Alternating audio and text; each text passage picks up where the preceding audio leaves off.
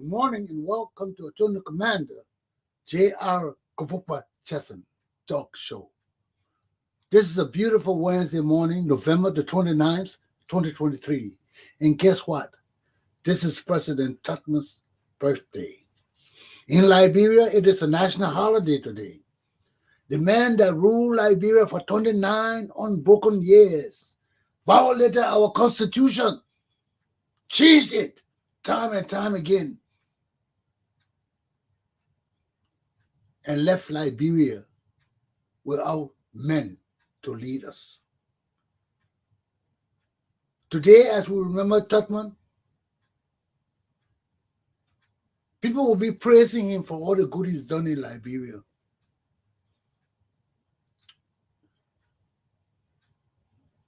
Which is based on value judgment. I have never been a real big fan of Tubman, and although I love Tubman. I was born under Tubman. Most of us were born under Tubman regime. Everybody over 20 and 25, 30 years old were born under Tubman regime. 40 years old were born under that regime. And Tubman ruled Liberia with an iron hand for 29 unbroken years, or 27, 29, whatever it was. And today is his birthday.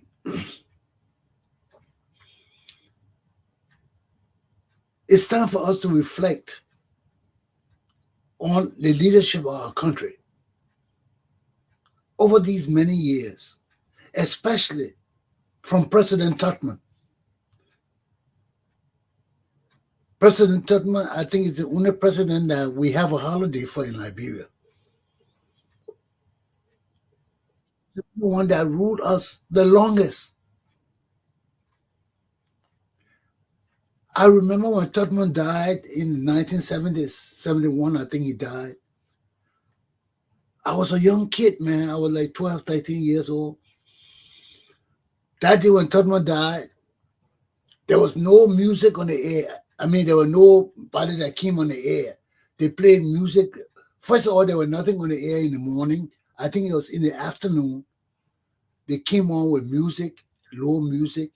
Then it was later on in the evening time when they announced that President Tubman was dead. I can't remember the exact course of the event, but I know that when Tubman died, they were afraid to announce it. The radio station was bare, man. They were playing music for a while.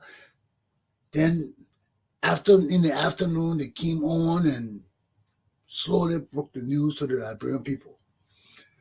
But as a young man, I could not understand in my mind how Tubman could die. Could Tubman die? This man had ruled us from the time I was born. In a year, I was like 12, 13 years old, between 10 and 13 years old. Still serving this man. I was a Boy Scout. I told you all, I was in a Boy Scout. And whenever they had these big events with Tubman, the Boy Scout would show up and would do our little role, direct traffic, and, open doors for people, for the dignitaries coming in. We open the doors. We assist in any way the police wanted us to assist. And this was how I got my training in security too, from the Boy Scouts. We used to do all of that. And I remember the last time I did my civic duty was at the pavilion. They had, I can't remember what it was, but there was an event at the pavilion, and they were one of the last public outings of William Tubman. And I remember I was at that outing at the pavilion in my scout uniform when Tubman's car drove up and parked right in front of me.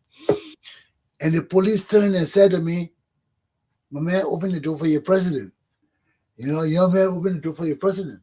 And I went there, opened the door for Tubman, And he stepped on the car and looked at me. I gave him my Cub Scout, my Boy Scout salute, and he gave it back to me. Tubman gave him my 3-finger salute and walked in. And that was the last time I did my civic duty for Tubman. And when he died, man, we couldn't believe that Tubman could die. Let me bring in my correspondent from Liberia, Mr. Samuel Walker. How you doing, Sam? Yeah, morning, Rod. I'm on a test. I'm just testing this. Yeah. Okay. Yeah, I'm anyway, on a test. I just try to see what I will go through. Okay. But anyway, so you want to stay on or you want to go off? Is it clear? Yeah, you clear. I hear you. No, I'm just testing. You know, you guys want to go back? Yeah. Okay. All right. Thank you. Then let me get back to him. See you. Well, I was talking about Tubman, and it was unbelievable that this man could die. All we knew was Tubman. All we knew that all people talking about Tubman. And there were a lot of secret meetings. You know when people sit down to talk, but everybody was cautious. Everything was hush, especially with politics and Tubman. Because Tubman was arresting people, Tubman had Bestman, his security, Bestman and Camel. Those were the two guys that kept Tubman in power, man. Those guys arrested anybody. They did anything to maintain the peace in Liberia. And I remember in Liberia, it was so terrible. People would say when Bestman and Campbell got broke and they had no money, they would go and say somebody is plotting some coup against Tubman. I'm telling you, the guys were like that, man. The guy would sit down and say, oh, somebody plotting coup against you. And Tubman would get in the money, release the money. The guys would catch you, beat you up, lock you up. Then after a while, let you go. Tubman would pardon you or something like that. But it was a constant thing, my man. You couldn't talk against the government. You couldn't say a thing against Tubman. You got going to jail. You're going to be flogged. I remember my Professor Tuan Ray and all these guys. They were beating my Tubman, man. While I was in law school under Tuan Ray, I was afraid because my power government official Tubman had suppressed Tuan Ray. So I was like, oh, I hope this guy don't take it off against me, take it out against me in law school. But he was a very fair man, Tuan Ray. And that man, he was so traumatized from his past, his young days as a young politician. You know, Tubman beat them. You know, anything they said against the government, they were punished. And so these guys, they were the quiet guys, man. Tuan Ray, he hardly spoke to anybody. You know? And it was amazing because he was the dean of the law school. Peace be to their ashes. Don't kill him too, man. We lost some very, very significant people in our country due to these murderers and killers. You know, we had some outstanding men. You know, Doe killed Tuan Ray, and a lot of our professionals, man. We lost them. But I remember, you know, this man never spoke to anybody in the law school. Tuan Ray would just be walking, would just pass by you, walk on. You know, the only time you ever knew Tuan Ray were active was in the class. Wherever there was a test, after the test, when Tuan Ray cleaned that class with the book, with all the copy books from the test, and he would go over every question because there weren't many questions. Tuan Ray, you don't test for Tuan Ray, the most questions you have is 3. 3 questions. But usually it were 2. Most of the time there were 2 questions. And those 2 questions, 3 hours. You're not getting from your seat for 2 hours or 3 hours. Because within those 2 questions were all the principles of law, axioms. So when you answer that question, maybe the question will be about one incident, but all the facts bring up other aspects of law. It may have property law in it. It may have trust. It may have torts. It may have criminal. Everything will be in that one question. And when you answer, you better hit every issue you see. You leave any issue out, you fail. You add any issue in, they're not there, you fail. Because to already know all the issues in the questions. So you go into the question, maybe the question about accident. But you know what accident, you got all kind of rights involved. Okay? What were the motives? Was it criminal? What were the intent? Okay? Because of the accident, you could derive an intent. That man tried to kill this person because of the way the accident occurred. It was unnatural. So then you look at the different circumstances that such a motive could derive from. So when you're doing something for Tuan Red, man, you better know what you're doing. And I tell you, every year there was the class cohort was 45 to 60 students. Every year the class will be packed, 60 students. By midterm, you're down to 20 or 10 or 5. Everybody not fail or they not drop the course because they come in the field and they won't wait to see next year they have another teacher. Tuan Red was a killer, man. And as long as Tuan Red were in the law school, you didn't know evidence, you didn't know property, you weren't graduating from law school because those were his babies. He taught evidence, he taught property. What else he taught? Yeah, Tuan Red taught evidence, property.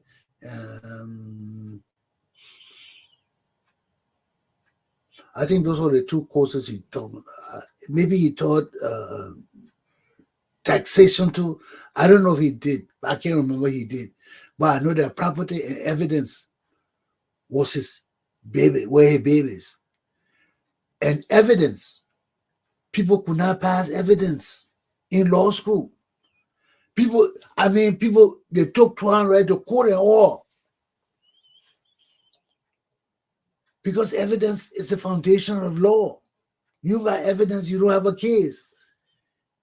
And you got to understand how to apply the evidence, present the evidence, argue the evidence. You got to know it because Tuan Red watching you. Or a question will have it in it. Okay? Certain question, he will not tell you the question. Maybe they will say, oh, they were in court and the lawyer asked this question.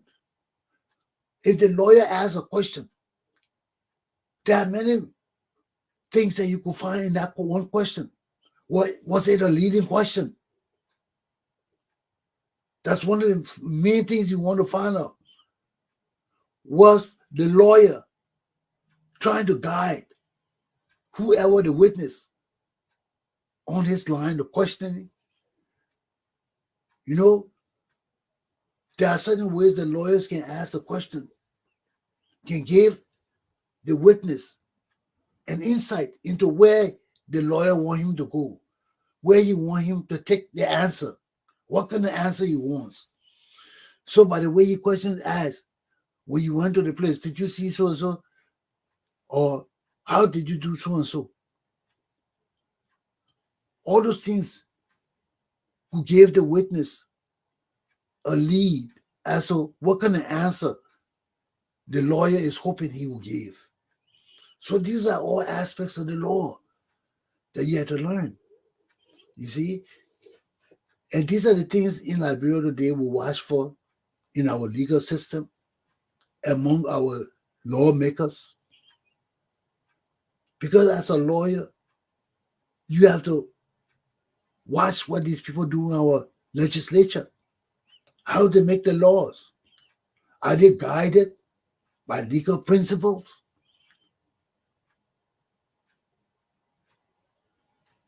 Are their decisions or actions founded in law? Or what? What did they base their lawmaking on, their decision on?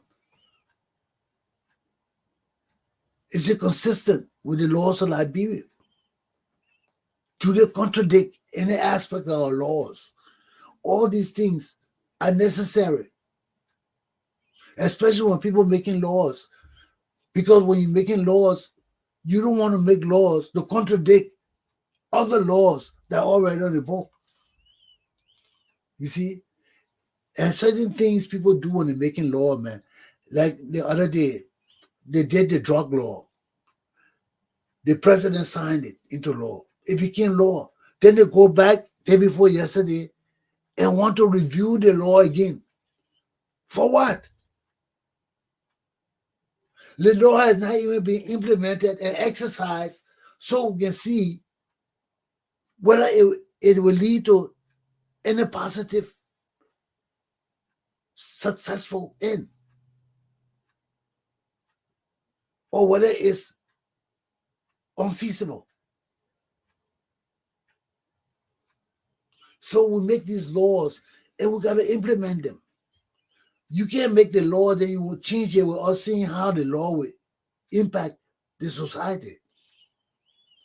So when you make the law, you sign in the law, we implement it. And we see how effective it is. Because usually making laws, if your laws do not impact the results that you hope for in your society. Okay? Now, right now, yesterday we see the cleaning of Peansway. My people are just really laugh. The cleaning of Peansway for Glapohkpa birthday. Come on, my man. Do they have the supplies and equipment to clean up Peansway? Or they just talking, how are they going to clean it up? Look at our country, man. They dirt in Liberia, they're not dirt you can just go and pick up with shovel and put in a basket or in a bag, trash bag. No, you need trucks. You need dump trucks. Okay? Even if people using shovels and things to throw the dirt in the trucks, it will not work. You need heavy-duty equipment to clean up Monrovia. So when you see people going around with their bag talking about they're going to clean up Peansway for Glapohkpa birthday, it is a joke. It is a joke. Because right there, their health alone is at risk. Health. All that dirt that's been sitting in Liberia for years. You think you just go pick up that thing and throw it away? No, you got to put on mask. You got to put on sanitation clothes. The fumes from the dirt alone can kill you. The fumes. That thing been sitting there for years. What do you think under the dirt? It's not dirt alone. The air, fume, water, rain, everything been going through that dirt. It's unsafe for human beings to use their hands to clean up that dirt. No, we got to put on gloves to up to your arm. If you're going to put your hand in there, you got to thick gloves. Nothing will seep through it. No water. It got to be one of those thick plastic gloves. But as it is right now, we need heavy-duty equipment. We need tractors. We need trailers. The people will just be there to assist, to make sure that these places that we have to clean up, when the tractor then move the big dirt, the people will go there and have to pile it up so they can come and move it good, because when the tractor come and move dirt, it pushes the dirt away. So you need the people to pack it up again for the tractor to come back and pick it up. So this is how we've got to build Liberia. We need tractors. We need dump trucks. We need caterpillars. We need to find a place where we're going to put all that dye. I don't know yet. Because unlike other countries, Liberia is below sea level. When you dig the ground so much, water come out. Everywhere there's water. Okay? And those waterways in our country, they are connected on the ground. That's why you got to be careful how you mess with the waterway. Okay? Because some places you can have underground rivers, you can have underground flows. You mess that up. That is part of our clean water system, purified water system. It's running all through the country. That's why we got to be careful when developing our country. Because you go do one thing, you don't know the impact of what you do in this area, and you think it's just in this area. No, it might not be in that area. Okay, you may have pockets of water flow going into other areas. Okay, you may have air pockets go underground in other areas. Okay, certain areas got methane. The gas has set in the area so much as passes those underground caves and things that are in our country, whatever caves we got. Okay, are they safe? We gotta study all those things. We gotta understand, the nature of nation building. The nature of nation building. Nation building is not an easy task. That's why you need people with experience. Like me with community leadership and bringing people together. I know all of that. My only problems are not to be impatient. I want things to happen fast.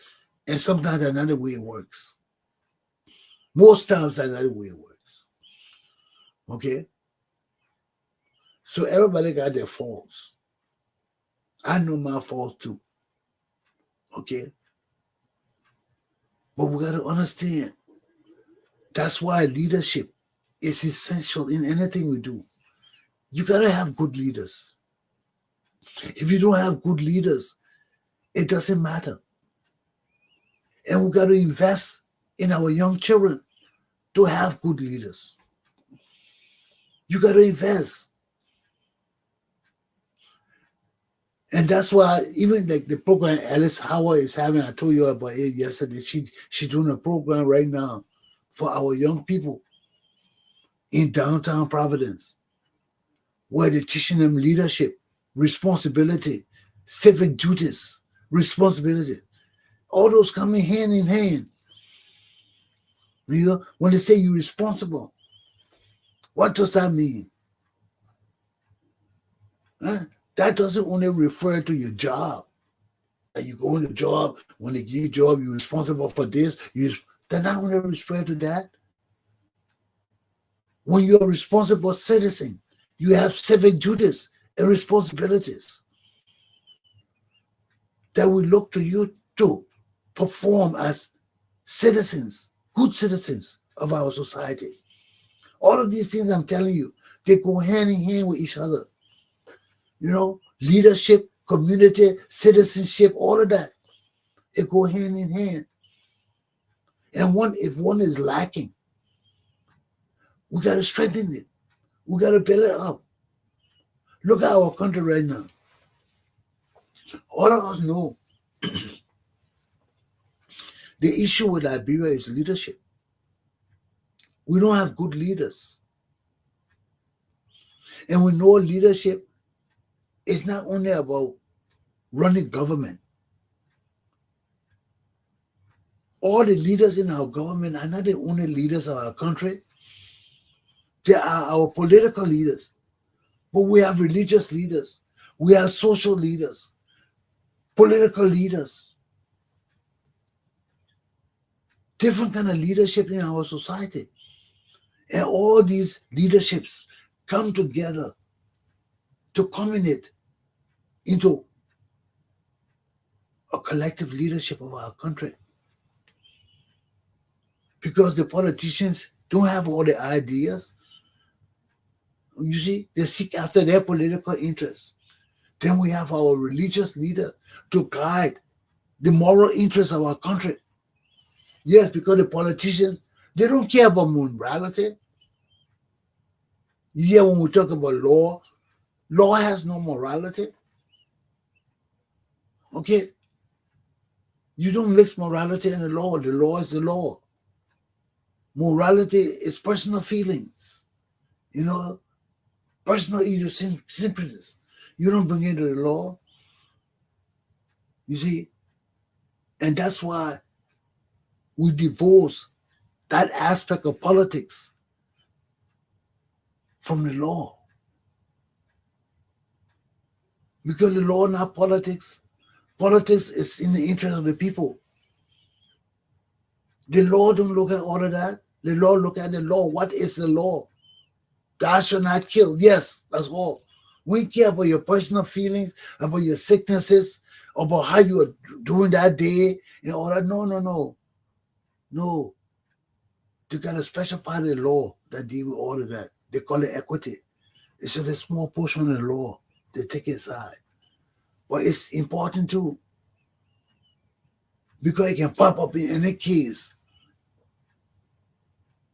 with compassion and love and empathy and all the things pop his head up. Then you got to look at equity. But besides that, it has no real place in the law. Okay? And that's why they say if you come to equity, you got to come with clean hands. You can't have any patient in the complaint you bring in. You can't be involved in it no way. You got to have clean hands if you want to rely on the mercy of the court. We look at mercy now. That's where the court looks at morality a little bit. It looks at kindness. It looks at fairness and all of that. When you look at equity. Okay, that's where a little bit of morality and all of that can come in. But people try to keep it out. Keep it under the law. Okay? Because when you're committing the unlawful act, you didn't have mercy. You didn't think about equity. You didn't think about all of that. Why you want to bring it in the law now? No, the law don't want that. The law is looking at your act. What did you do? And what did the law say you can and cannot do? That's the only thing the law looking at. Whether you are sick that day or whether you are not feeling good or your spirit was not intact with you, so you are all kind of loose way. The law ain't got time for that. That's not part of the law. You see, under those circumstances, that's what I call for peace sake philosophy. Let's do it for peace sake, everything for peace sake. You commit a crime. Now it's time to punish you. You won't point to other things and say, oh, you can't do it because of this and that. So let's do it for peace sake. Don't punish me. And that has been going on in Liberia for long. Where do we stop it? Where do we stop our system of for peace sake? The very thing that the Lord tries to get rid of, equity, that peace sake thing. That is what destroying our society. Because we put in the feelings of people over the law of the nation. And that is in violation of the law. Because the law and equity and the law and morality don't work hand in hand. Peace sake is an ideal that comes from morality. Oh, forgive. Peace sake, so we don't do it again. No trouble. For peace sake. Forgive him. For peace sake. The sober forgive them. The murder forgive them for peace sake. Because the tribes will fight. No. This is what killing us in Liberia. The tribes. Because we got concerned about tribe and tribal feeling and tribal anxieties and all the different things. We tarnish our laws, hold our country hostage because of tribe. But these are all the things we talk about when we talk about equity, because the tribal sentiments, the tribal feeling, the tribal belief, and all these things, that's where equity lie. Because in law, we ain't got nothing but tribe. Come on, give me a break, man. If you want to talk tribe, go to our customary law. We got law for that deal with indigenous people. But when you come to our civilized code and want to institute fairness and the rule of law, we're not talking about for peace sake. Come on, my people. This is what has killed us, man. Look at all the criminals we got. For peace sake. Now they want to prosecute George Weah again. They're coming to talk for peace sake again. You see how our country is? Where will we institute the laws of our nation? We're all favoritism. We're all bending it because of peace sake. Where? Now all the people now steal our money. George Weah then now rip our country up. And they did it with all fear because they know that their argument will be, and it's Johnson Sally did it. The other person did it. Why you want to do it to us now? And that's the same argument they're raising now. How long will people steal from our country and use examples of the weakness of other Liberians to be their defense? We can't do that no more. This is bending our laws, ignoring our laws, time and time again to please one group of people. We can't do that. When will somebody punish somebody? Because if we don't start punishing people now, if we pardon George Weah, what will stop Mo Ali and all the other people from stealing? What will stop them from stealing too now? Because we didn't punish the other people. Because the other people made the argument that there were rogues before them that were not punished. So why should we punish them? And again, we fail to punish these people. What do you think Joe Burkhardt group will do? They will rip our country off. And will not have any honest men and women and leaders in our country. Come on, my people. We can do better than this.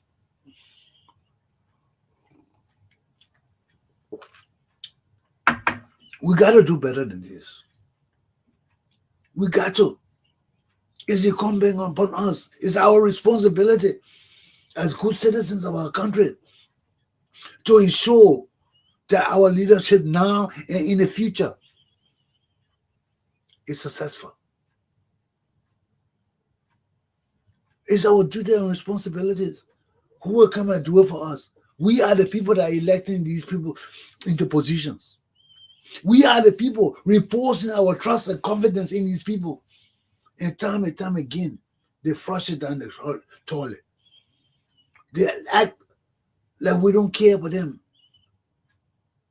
But we know they don't care about us because of their actions. People go there, all they want to do is enrich themselves, steal, blatantly steal our money, lie, blatantly lie, time and time again, kill, murder our people.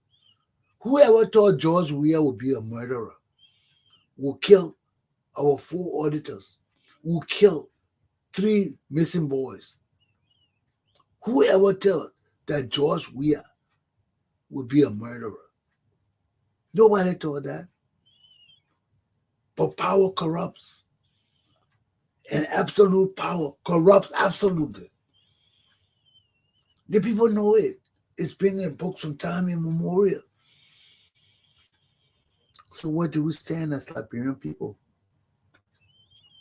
Where do we stand as the guardians and protector of our society? We're not talking about government no more. We're talking about our society. Where do we stand? How can we account for our nation today? Come on, my people. Come on, my people. Look at our country, man. Our country is disgusting. The people running our country, disgusting. We got better Liberians out there, man, who love our country. You know, when people don't love the job they're doing, they don't care too much about it. Y'all know that.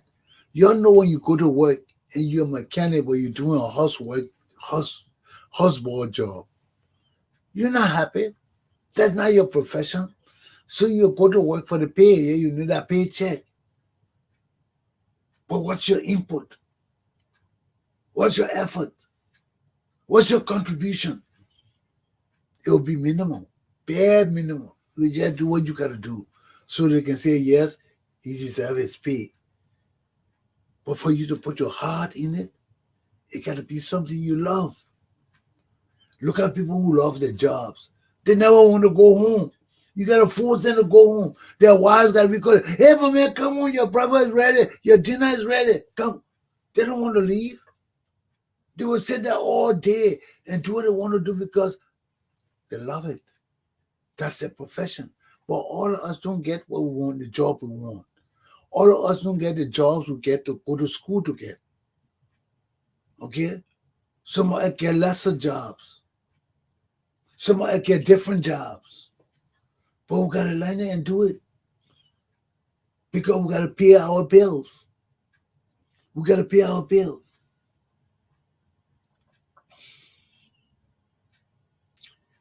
And this is why it is important that we have good leaders in our country.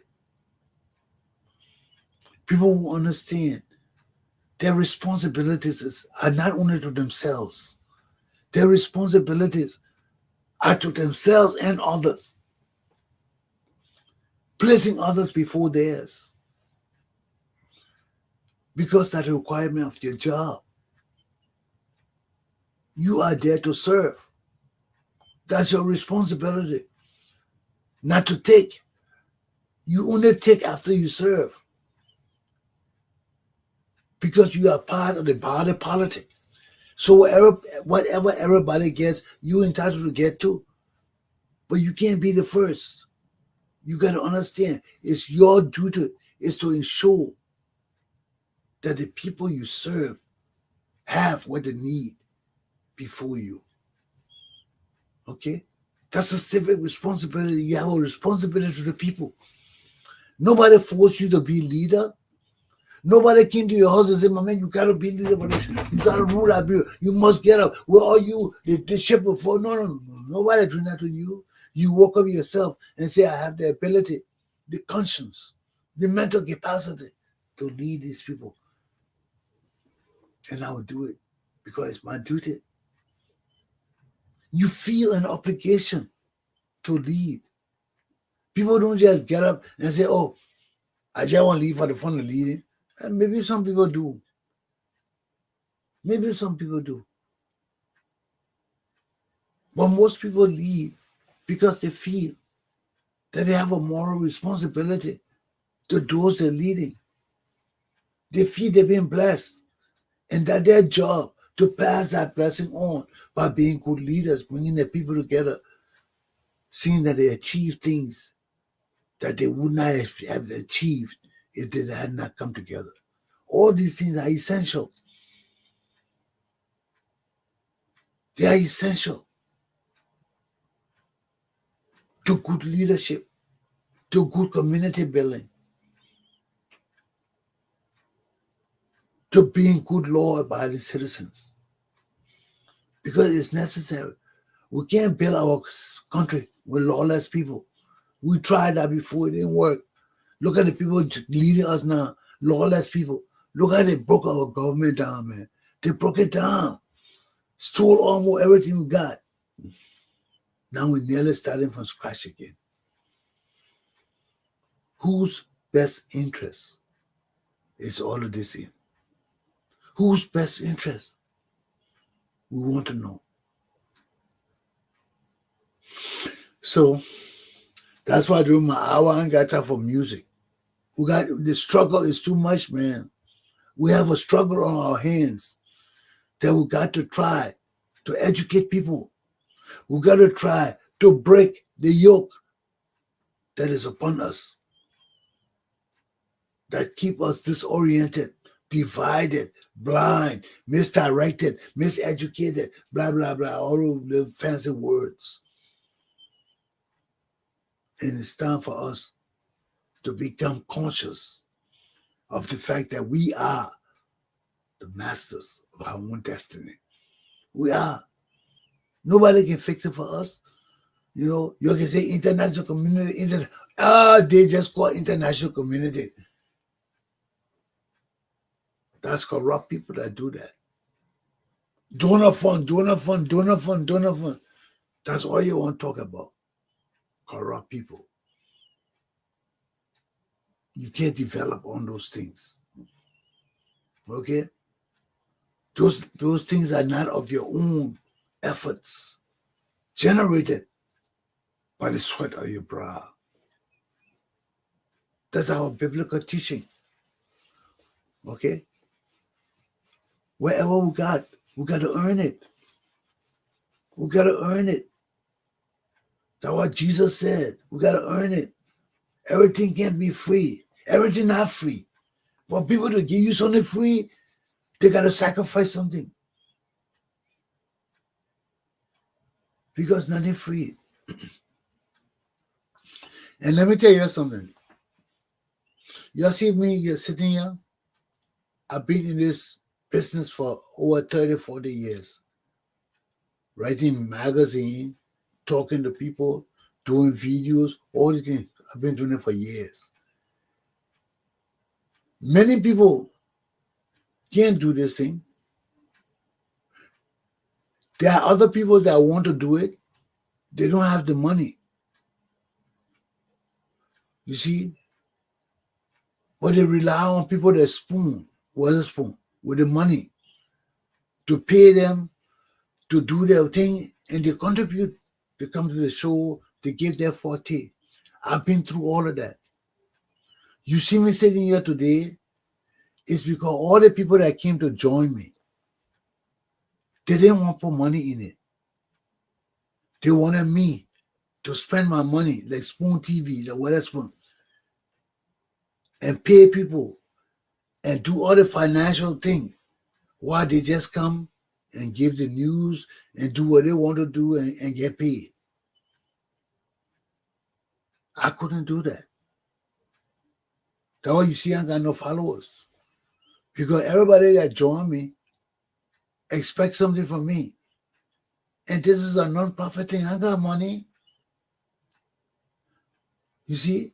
But they don't have the credibility to go out and beg for money. I got that credibility. I can ask people for money and they give it to me. Because they had trusted me with money before. And I've satisfied their interests. You see? But when you greet it, when everything you do, you just, it's in it for me. You want to do something. But for you to do it, your interest got to be satisfied first. It can't work. It can't work. And that's what you'll see, man. I've been with all the guys in magazine business, in video business, and all of that. They come to the table, they expect something from you, but they don't want to give money.